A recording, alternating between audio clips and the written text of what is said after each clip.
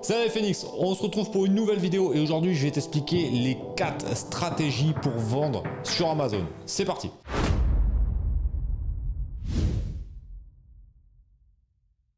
Yes, on va voir ensemble une vidéo qui est très intéressante et super importante parce qu'il y a plein de gens qui me demandent comment on peut vendre sur Amazon. Évidemment, il y a plusieurs méthodes et je vais t'expliquer selon moi de la moins intéressante à la plus intéressante. Alors qu'est-ce que c'est qu'une stratégie pour vendre sur Amazon? En fait, il faut savoir que Amazon, c'est une plateforme qui met en relation les vendeurs et les acheteurs.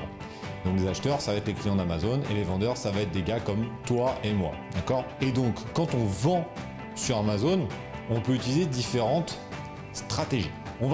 Tu vas tout de suite comprendre avec la première qui est la plus connue du grand public parce qu'on a fait tout un tapage médiatique là-dessus. C'est en dropshipping. Dropshipping. Le dropshipping, qu'est-ce que c'est que déjà le concept de base? Il faut savoir une chose, c'est que le dropshipping, ça n'a pas été inventé en 2015 par les influenceurs, youtubeurs, dropshippers, faux millionnaires de Dubaï. Non, le dropshipping, c'est une stratégie qui existe depuis longtemps en magasin physique. Quand tu prends un canapé, par exemple, tu vois, chez Cure Center, tu vas dans toutes les marques comme ça, tu vas tester un canapé qui est en démonstration, tu vois, donc ça, c'est ta boutique. C'est pareil, ta boutique là, c'est ta boutique Shopify, d'accord? Tu vas voir le produit, tu vas le tester. Tu vas dire, ah, c'est génial, tiens, j'achète ce canapé 3 places, machin. Ok, tu vas signer un bon de commande. Tu vas payer une avance. Ça va être la seule différence avec le dropshipping sur Internet, c'est que là, tu payes qu'une avance, mais c'est pour que tu comprennes le concept. Tu payes une avance. Le mec de Cure Center, il va faire quoi? Il va prendre son téléphone, il va appeler l'usine, il va dire bon c'est bon, on a monsieur Dupont, il nous prend un canapé 3 places couleur crème. Donc il va donner toutes les informations, il va renvoyer ça à l'usine, l'usine va le produire. Et au moment de la livraison, donc c'est l'usine en général qui se met en relation pour envoyer directement au client final, d'accord? Et à ce moment-là, tu vas payer la fin, ce qui te reste à payer, d'accord? Donc sur Internet, en général, tu payes qu'une fois au moment de la commande, parce que les montants sont en général moins chers qu'un canapé en cuir. Donc ça, c'est la technique dropshipping. Donc comment ça se passe sur Amazon? C'est pareil, tu vas mettre une fiche produit en ligne, tu vas attendre que quelqu'un te l'achète. Une fois que tu as acheté, tu as récupéré l'argent. Alors tu as récupéré l'argent. C'est là où, pour moi, le dropshipping, c'est de la merde sur Amazon parce que tu récupères pas vraiment l'argent tout de suite. Tu sais qu'il est bloqué pendant une période, pendant la période de garantie. Donc en fait, ton avantage de dropshipping, tu l'as pas sur Amazon en réel. Tu vois. Bon bref, tu fais ta vente, donc tu récupères l'argent, mais il est quand même bloqué sur Amazon. Et à partir de ce moment-là, tu vas contacter ton fournisseur, tu vas dire Monsieur Dupont, ah, encore lui, ouais, il a acheté un sextoy pour s'amuser sur son canapé. Envoie-lui le sextoy et le fournisseur va envoyer ton produit directement chez Monsieur Dupont, d'accord? Sur le papier, c'est génial. C'est génial et on entend depuis des années sur YouTube comme quoi on peut devenir multimilliardaire avec ça. Dans les faits, c'est beaucoup plus compliqué que ça parce que déjà, sur Amazon, et encore une fois, là je parle d'Amazon, les clients d'Amazon ont l'habitude d'avoir les produits très rapidement. Au-delà de 48 heures, ils sont en PLS. Ils sont là, ils appellent les pompiers, ils disent qu'est-ce qui se passe, pourquoi mon produit n'est pas arrivé. En général, quand tu fais du dropshipping, surtout avec des fournisseurs qui sont en dehors de l'Europe, oublie à tout jamais les 48 heures. Donc c'est pas possible. Donc ça va être des délais de 7, 10, 15 jours. Et là, sur Amazon, ça passe pas. Donc déjà, la première problématique de cette stratégie, c'est le délai. Première chose. Deuxième chose, comme je t'ai dit, on n'a pas vraiment l'avantage du cash flow d'avancement parce que l'argent il est bloqué sur Amazon. Donc en fait, tu es quand même obligé de sortir le produit. C'est effectivement, tu prends moins de risques puisque tu es sûr que ton produit est vendu au moment où tu l'achètes. Troisième truc qui est chiant avec ça, c'est le retour. C'est-à-dire qu'en gros, toi, tu n'as pas de stock tampon, tu n'as rien. Et sur Amazon, tu as des taux de retour, peut-être 2-3%. Si ton produit est correct, on va dire que tu as 2-3%. Donc en fait, les retours, tu vas gérer comment? Tu vas les faire revenir et après comment ça va se passer avec ton fournisseur. Ça c'est une vraie problématique qu'on voit rarement, mais c'est vraiment un cas d'école, comment tu fais pour les retours. C'est pas forcément évident. Là on parle de pur dropshipping, c'est-à-dire sans stock. D'accord? Parce qu'après, bizarrement, quand on creuse un peu en dropshipping, on se rend compte qu'en fait les mecs qui te disent qu'ils font de dropshipping ne font pas de dropshipping. Ils ont un stock avec leur marque, etc. Donc c'est la stratégie qu'on verra un petit peu plus loin dans la vidéo. Donc il faut toujours un peu se renseigner et que tu vois, le chant des sirènes, des fois il faut aller voir un petit peu si la sirène elle est vraiment jolie ou pas, tu vois. Parce que si elle est pas jolie, bon, peut-être pas forcément y aller. Attends, Karen la sirène, Irène la sirène, Ariel, c'est Ariel, Ariel. Chantal. Ah, c'est pas mal. Quatrième point, pourquoi j'aime pas le dropshipping? En fait, stratégie de marque, Quand tu commandes à l'unité avec un fournisseur chinois, tu ne peux pas faire de marque. C'est-à-dire que les mecs qui t'envoient ça en produit générique, qui est une des 4 stratégies qu'on va voir dans la vidéo. Mais en tout cas, tu n'auras pas ta marque. Et les mecs vont pas faire à la marque, à l'unité, tu vois. Surtout en Asie. Ils vont te dire non, il faut prendre un minimum de stock, il faut stocker, etc. Mais du coup, si on stocke, c'est-à-dire qu'on a acheté le stock en amont et c'est plus du dropshipping. C'est de l'achat-revente et ça sera une stratégie qu'on va aussi expliquer. Donc il faut savoir un petit peu. On peut pas mettre le mot dropshipping à toutes les sauces parce que c'est sexy, parce que c'est pas la réalité. Donc faut vraiment que vous fassiez gaffe à ça. Le seul point, on va faire quand même sur un côté positif sur le dropshipping, il y a un élément qui peut être intéressant en dropshipping, c'est que si on a des fournisseurs qui sont basés très proches de nous, France évidemment, voire Europe proche, même Europe de l'Est ça peut encore passer, et qu'on va donc proposer notre produit sur Amazon et que notre fournisseur est capable d'envoyer à l'unité des produits vers les clients dans un délai rapide. Ça peut être intéressant. Première chose. Deuxième chose où ça peut être intéressant de dropshipping sur Amazon, sur des produits très spécifiques, style les meubles, on revient sur mes canapés.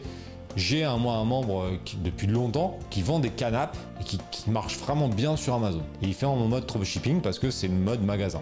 Et là, quand c'est des produits un peu spécifiques, les clients peuvent attendre quand même quelques jours. Surtout que les canapés, c'est assez classique d'attendre 2 mois, 1 mois, 3 mois, ça dépend des produits. Donc là, d'avoir un délai, c'est normal. Mais sur un produit basique, c'est compliqué de faire attendre les clients pendant 3 mois. Donc en fonction de ça, il y a des trucs à faire. Mais tu vois, ça limite quand même pas mal le champ des possibles avec le dropshipping. Le deuxième moyen que je vais te présenter aujourd'hui, c'est l'achat-revente. Ce qu'on appelle la stratégie wholesale, donc achat-revente de marque. Mais là, on va plutôt parler de marque. Parce qu'après, l'achat-revente, on va l'expliquer sur la dernière stratégie, mais avec une petite différenciation et qui fait toute la différence. L'achat-revente, c'est assez simple. Il y a plein de marques qui existent sur le marché. Je pense que tu t'en es rendu compte. Samsung, Apple et tout ça, des grandes marques comme ça. Il y a des centaines de milliers de marques et en fait, on peut acheter ces marques chez des grossistes et les revendre sur Amazon. Stratégie qui fonctionne, que j'ai fait pendant pas mal d'années, de 2009 à 2013 et que j'ai refait un petit peu après en fonction des opportunités. Donc c'est une stratégie qui marche.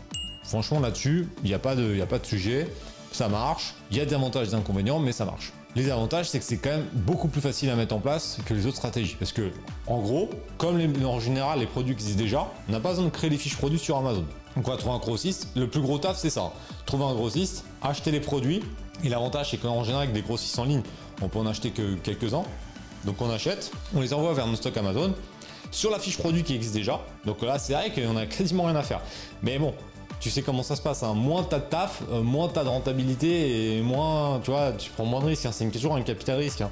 C'est quand tu veux gagner beaucoup, au bout d'un moment, il y a soit beaucoup de taf, soit un peu plus de risques. C'est logique. Donc là, effectivement, tu te greffes sur une annonce déjà existante, c'est le Club Med, hein. C'est la stratégie ultra simple. Stratégie, voilà, tu te mets sur la fiche produit. Sauf que, t'es pas le seul à faire ça. Parce que s'il n'y a pas beaucoup de barrières à l'entrée, au lieu d'être tout seul sur ta fiche, comme la dernière stratégie que je vais t'expliquer, tu vas peut-être être avec 10, 15, 20, 25 autres vendeurs. Et qu'est-ce qui va se passer à ce moment-là? Ceux qui ont la buy box, donc c'est le fameux ajouter au panier et c'est l'élément fondamental, hein. Si t'as pas ça, ça n'existe pas la vente sur Amazon sans ça. Les gens achètent ça. C'est 99%, c'est ça. Donc si t'as pas ça, t'es mort.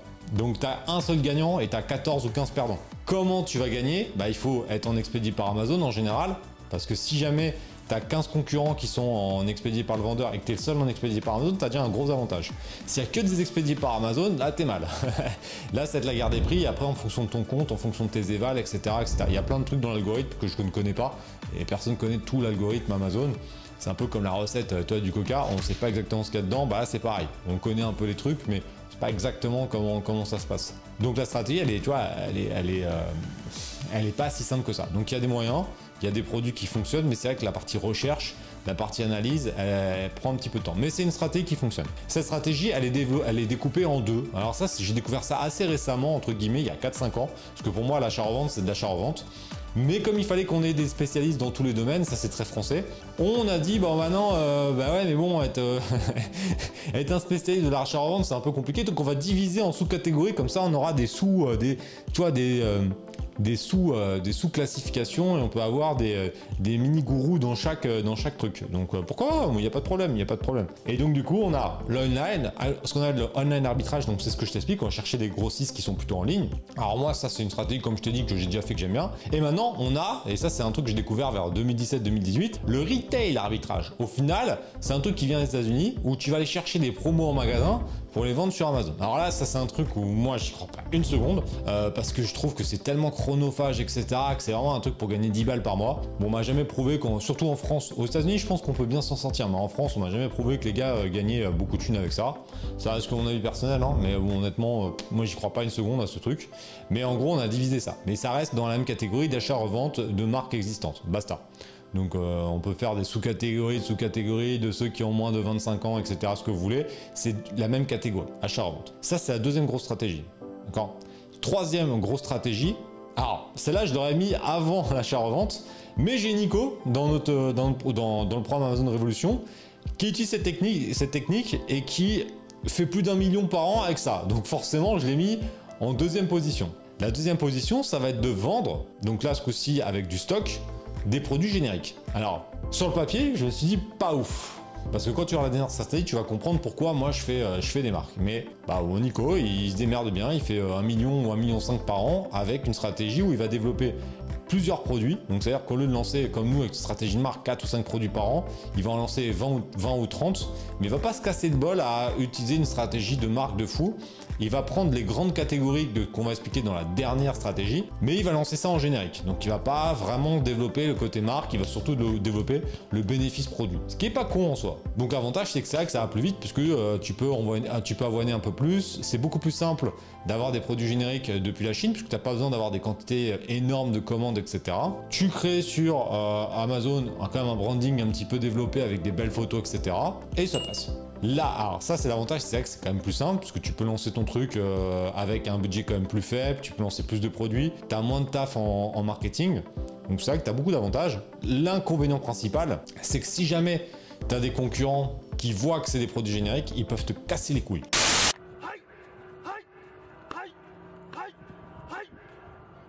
C'est-à-dire qu'ils peuvent te greffer sur ton annonce, ils peuvent vraiment te faire un peu la misère, surtout avec le hijacking, donc se greffer sur ton annonce, et ça va être ultra compliqué de les dégager. Déjà que des fois avec ta marque, c'est pas super simple, mais alors là, sans marque, s'ils se greffent sur ton annonce, ça va être plus compliqué. Même si quand t'es un petit peu dans la place comme moi, comme t'es un vieux loup de merde, tu peux te débrouiller et tu les dégages quand même.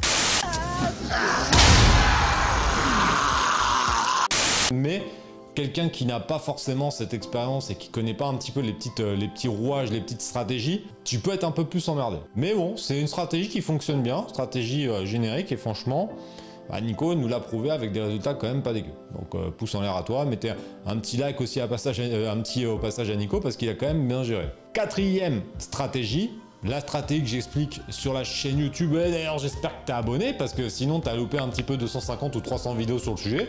Donc là je viens de te dire, c'est pas bon. Stratégie de marque, ce qu'on appelle le private label. Mais comme j'ai un accent de merde, stratégie de marque c'est plus simple, tu vois. Stratégie de marque, donc ça va être le même concept que ce que je viens de t'expliquer en générique, sauf qu'on va développer des marques qu'on dépose à l'INPI et on va créer donc un branding autour. Donc l'avantage, c'est que tu as un véritable business. Je t'ai fait une vidéo là-dessus sur la stratégie de marque, donc tu iras la voir. Tu as un véritable business qui a une vraie valeur, que tu peux revendre, etc. Tu as une vraie différenciation. Tu peux mettre en place après une stratégie un peu plus complexe avec un site, un nom de domaine à ta marque, etc. Tu peux mettre en place pas mal de choses, tu peux faire plus de business hors Amazon avec des influenceurs, etc. Il y a beaucoup d'avantages. Les inconvénients principaux, parce qu'évidemment, comme dans la vie, tout n'est pas blanc ou noir et c'est toujours un peu gris. Il faut un peu plus de capitaux pour lancer une stratégie de marque parce qu'il faudra le dépôt l'INPI et en général, quand tu vas commander des produits avec un fournisseur, ils vont te demander plus de pièces pour pouvoir adapter le branding, etc. Même si, pareil, si tu es un phénix, il y a des méthodes que j'explique dans Amazon Révolution pour détourner un peu ça. Détourner, quand je dis détourner, c'est de manière légale, hein, c'est de pouvoir optimiser l'emballage d'un côté, etc., etc. Mais ça, si t'es pas dans le programme, tu peux pas le savoir. Donc ça, c'est vachement important. C'est les deux inconvénients principaux. C'est un peu plus de taf. Parce que forcément, il faut le dépôt à l'INPI, etc. Ah, mais j'ai envie de te dire encore une fois, qu'est-ce que tu veux atteindre? Est-ce que tu te dis, ouais, mais moi je fais du e-commerce pour gagner 10 balles par mois? Dans ces cas-là, tu pars sur des stratégies. Alors, le dropshipping, honnêtement, S'il y en a un à pas faire, c'est celui-ci. Mais par exemple, l'achat-revente, c'est une bonne méthodologie pour commencer. Mais tu n'auras pas, pour moi, hein, ça reste que mon avis personnel, mais bon, ça fait quand même 13 ans que je vends sur Amazon. Je commence en 2009, donc je pense que tu peux m'écouter, tu vois. L'achat-revente, c'est très bien. Mais de là à aller chercher les résultats qu'on peut atteindre avec une stratégie de marque, on me l'a jamais prouvé, encore une fois. Donc les hommes mentent, les chiffres disent la vérité. Donc moi, on me l'a jamais prouvé, donc à l'heure actuelle, l'achat-revente, ça peut être des bonnes stratégies, mais au bout d'un moment, t'es un peu bloqué. Mais c'est pas mal pour débuter. À la rigueur, c'est pas mal. Stratégie générique, bah là, je suis assez convaincu, puisque je t'ai déjà expliqué dans l'étude de cas, que tu peux retrouver dans le premier commentaire et dans la description. C'est un très bon moyen pour débuter et faire des ventes, etc. Donc stratégie de générique, c'est un truc qui marche et qui peut faire des grandes choses. Maintenant, si toi, tu veux vraiment avoir une vision professionnelle du truc, et plus le temps passe et plus le e-commerce devient professionnel, tu peux débuter avec du générique pour te lancer. Je l'explique à chaque fois, mais c'est important. Moi, je préfère que quelqu'un se lance avec 150 balles, 200 balles avec un produit générique, qui comprenne les rouages de la vente sur Amazon, qui prenne confiance dans le système, qui prennent confiance dans la Team Phoenix en disant putain, ils ont raison les gars, et qu'ils le fassent, et qu'ensuite ils mettent un budget pour lancer sa marque, etc. Plutôt qu'un gars qui me dit non, c'est pas possible, blablabla, et qui fait jamais rien. Parce qu'en fait, il est trop dans ses peurs. Donc c'est important, moi je préfère que tu débutes avec un petit budget pour te rassurer. Donc la stratégie générique, on est ok. Maintenant, stratégie générique sur le long terme, moi c'est pas trop mon truc.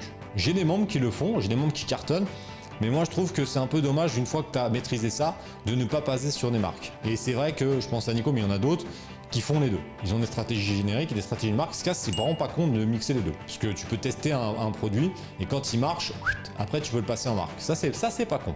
Ça c'est pas con. Donc tu vois, il y a plein de choses à faire. Mais n'oublie pas que le e-commerce se professionnalise. Et après, c'est à toi de me dire. Toi, tu veux être quoi? Tu veux être un professionnel? Ou tu veux être l'amateur avec son A derrière? T'es là comme ça, là, sur la petite route, ou tu veux prendre l'autoroute du kiff en lambeau et bombarder? Ouais, mais toi, au bout d'un moment, on peut pas avoir le beurre, l'argent du beurre et le cul de la crémière. Il faut savoir un petit peu ce qu'on veut. Et si tu veux atteindre des résultats importants, changer de vie grâce au e-commerce, qui est largement possible, ça va demander un peu de sacrifice, ça va demander un peu de taf. Si par contre tu veux gagner 10 balles par mois ou ne rien changer dans ta vie, ça c'est simple. Mais la voie du succès, c'est pas une ligne droite facile, hein, parce que sinon tout le monde serait millionnaire. Ça c'est le truc qu'on me dit tout le temps.